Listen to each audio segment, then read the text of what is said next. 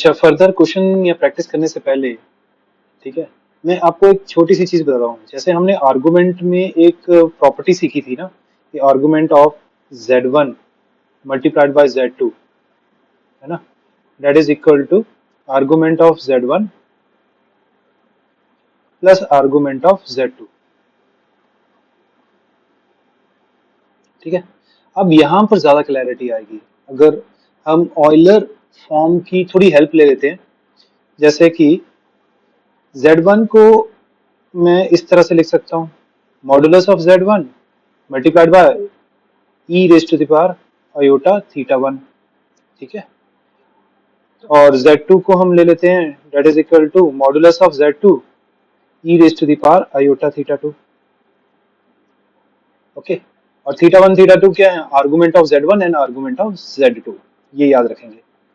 तो Z1 into Z2 क्या हो जाएगा, that will be equal to mod of Z1 multiplied by mod of Z2 multiplied by e raised to the power iota theta 1 multiplied by e raised to the power iota theta 2। इसको हम लिख सकते हैं इस तरह से, mod of Z1 mod of Z2, और ये बन गया मेरे पास e raised to the power iota theta 1 plus theta 2। Same basis है, मल्टीप्लिकेशन है, पावर्स एड अप हो गए, राइट, इस तरह से। तो अगर इसको मैं कन्वर्ट कर लेता हूँ, जैसे modulus of Z1 into modulus of Z2, okay, तो ये क्या बन जाएगा मेरे पास, that is cos theta 1 plus theta 2 plus iota times sine theta 1 plus theta 2। ठीक है, तो यहां से हमें क्या आइडिया लगा कि हमारे पास जो मॉडुलस ऑफ Z1 Z2 है, that is equal to modulus of Z1 multiplied by modulus of Z2, और फिर argument of Z1 plus Z2 क्या आ गया आपके पास, है ना, यहाँ से पता चल रहा है, that is equal to theta 1 plus theta 2, और थीटा 1 क्या था, that was argument of Z1, और थीटा 2 क्या था, that was argument of Z2। Okay, इसी तरह से आप ये प्रूव कर सकते हो कि argument of Z1 upon Z2 is equal to argument of Z1 minus argument of Z2। ठीक है, आप पॉज करके इसको नोट डाउन कर लीजिएगा। If m and x are two real numbers and I is equal to square root of -1, then prove the following। ठीक है, बहुत आसान क्वेश्चन है, आपको सिर्फ और सिर्फ क्या करना है, अज्यूम कर लेना है, let cot inverse x that is equal to theta. तो ये इससे क्या पता चला कि x की वैल्यू क्या हो जाएगी, that is equal to cot theta. तो मेरे पास जो लेफ्ट हैंड साइड है वो क्या बन जाएगा, that will be like e raise to the power 2m iota theta, और ब्रैकेट के अंदर क्या आ जाएगा मेरे पास, that is iota cot theta plus 1 upon iota cot theta minus 1। ठीक है, अब कॉट थीटा क्या होता है, that is cos theta upon sine theta. ठीक है, तो मैं क्या करता हूँ, न्यूमरेटर और डिनोमिनेटर को दोनों को साइन थीटा से मल्टीप्लाई कर देता हूँ। ठीक है, तो ये क्या बन जाएगा मेरे पास, that will become 2 raise to the power 2m iota theta, और देखो अब ये साइन थीटा कॉट थीटा के साथ मल्टीप्लाई हो जाएगा, तो कॉट थीटा क्या होता है, कॉट थीटा होता है cos theta upon sine theta. इसको मैंने साइन थीटा से मल्टीप्लाई किया तो क्या बचा, कॉस थीटा बचा। ठीक है, तो यहाँ से हमने कॉस थीटा रख लिया, iota cos theta plus sine theta. Similarly denominator में भी आपके पास क्या आ जाएगा, iota cos theta minus sign theta. Okay, अब मुझे साइन थीटा के साथ आयोटा चाहिए, अगर मुझे ई की पावर आयोटा थीटा बनाना है ना, तो क्या करेंगे, तो आप इसको मल्टीप्लाई कर दो माइनस आयोटा के साथ, और डिवाइड भी माइनस आयोटा के साथ कर दो। ठीक है, इस तरह से, तो क्या बन जाएगा, ई की पावर 2m आयोटा थीटा, और यहाँ पर आप आयोटा के साथ भी कर सकते हो, ऐसा कुछ नहीं है, फिर बाद में आपको नेगेटिव के साथ थोड़ा डील करना पड़ेगा, और तो कुछ नहीं। तो माइनस आयोटा स्क्वायर मतलब क्या बन गया, +1, तो cos theta minus iota sine theta आ जाएगा। और डिवीजन में क्या आ गया आपके पास, that is cos theta plus iota sine theta.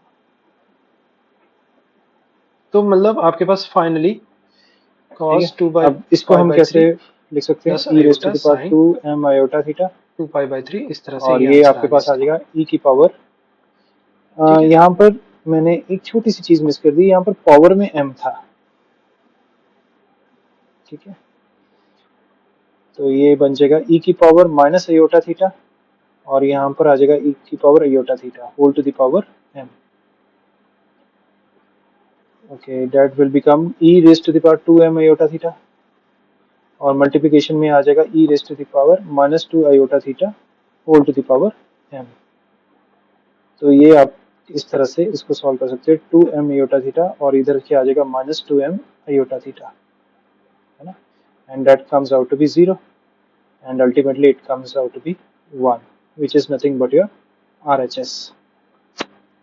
आपको कोई भी इसमें स्टेप ना समझ लगे तो टेलीग्राम चैनल तो आपके पास है ना, तो आप उसका स्क्रीनशॉट लेकर मुझे भेज दीजिए, ठीक है, वहां पर मैं आपको एक्सप्लेन कर दूंगा।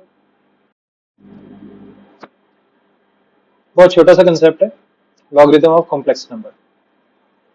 एक कॉम्प्लेक्स नंबर ले लेते हैं, that is modulus of z multiplied by e raise to the power iota theta, taking log on both the sides. Natural log लेते हैं, तो natural log of z is equal to natural log of modulus of z multiplied by e raise to power iota theta. अब log में क्या होता है, log m n क्या होता है, that is log m plus log n, ठीक है, तो इसको मैं किस तरह से लिख सकता हूँ, that is natural log of modulus of z plus natural log of e raise to the power iota theta. Now that further can be written as plus iota theta आगे आ जाएगा and natural log of e, ये जो particular चीज है that is equal to 1, तो इसको मैं यहाँ से रिमूव कर ही देता हूँ, तो आपके पास नेचुरल लॉग ऑफ z की वैल्यू क्या आ गई, that is natural log of modulus of z plus iota theta, ठीक है, या फिर इसको लिख सकते हैं that is equal to natural log of z plus iota argument of z। Okay, इस तरह से। तो इसी के बेस पे थोड़ा सा क्वेश्चन करके देखते हैं।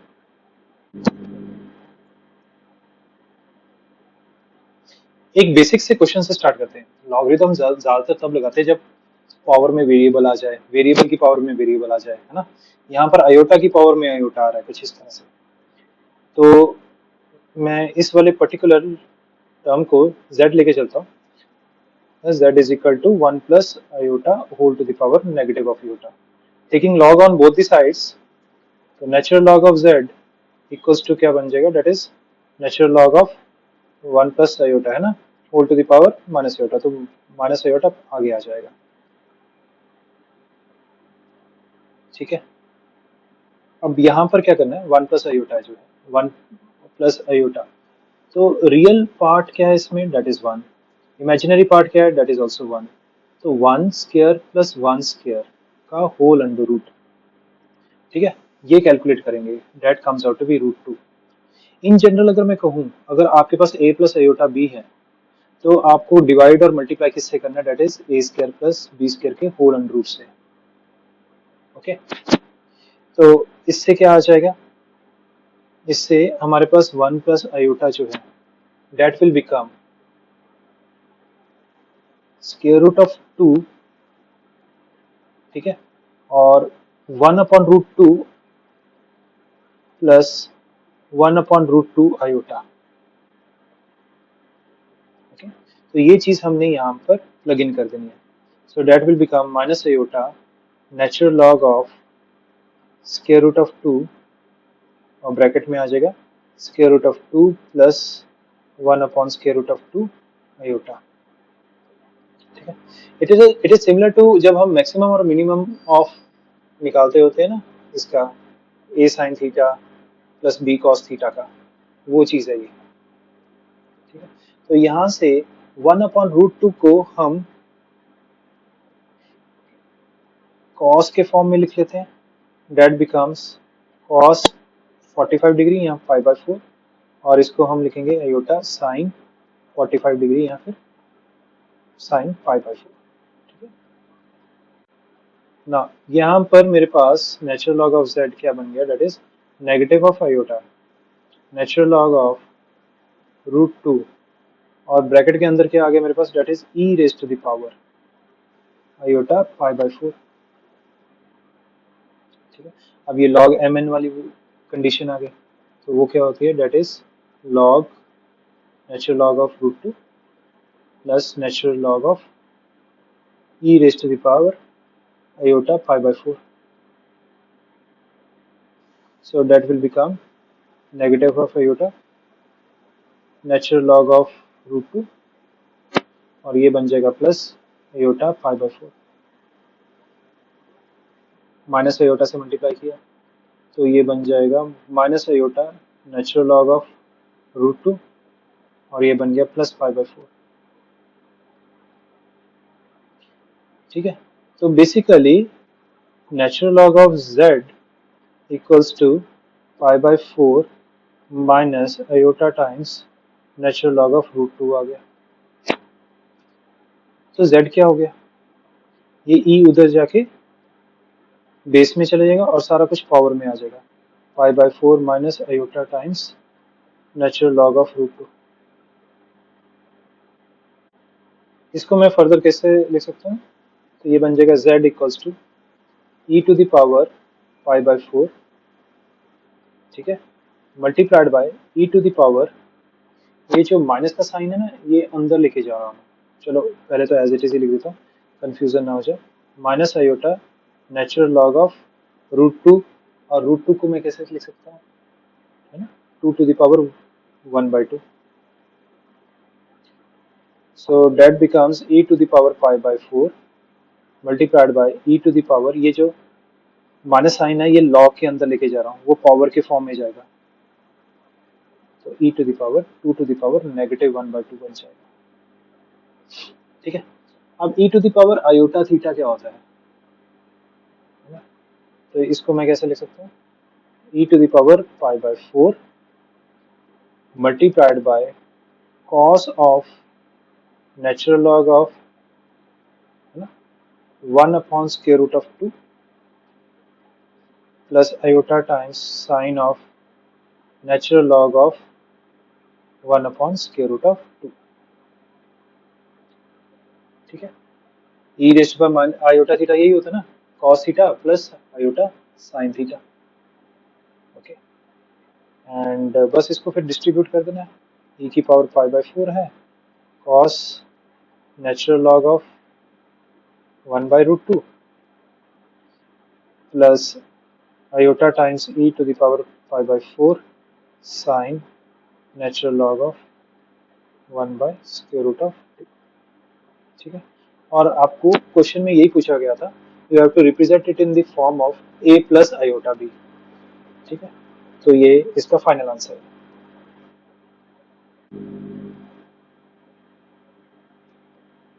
If sine of natural log of iota power iota that is equal to a plus iota b, है ना?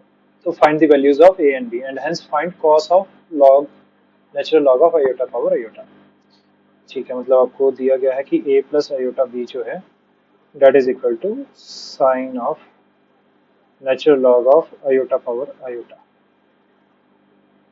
ठीक है, ये इसको मैं फर्दर ऐसे लिख सकता हूँ, sine of iota natural log of iota.